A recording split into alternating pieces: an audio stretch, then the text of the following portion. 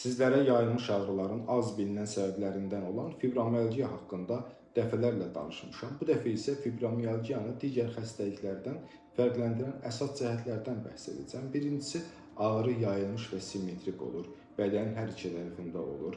Boyun, çiyin, bel, kürək, omba kimi bir neçə nahiyələrdə ola bilir.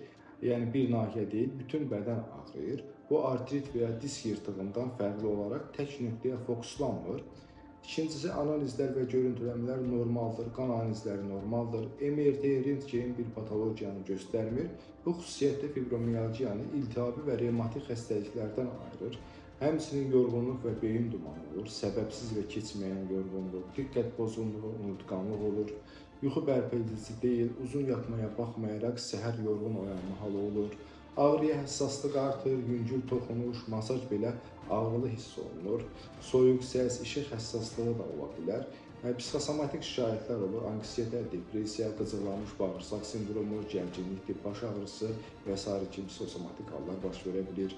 Revmatik ağrılardan fərqli olaraq kortizon və qeyri-steroid iltihab əleyhinə dərmanlar effekt vermir, antidepressantlar və qabapentinlər daha effektiv olur.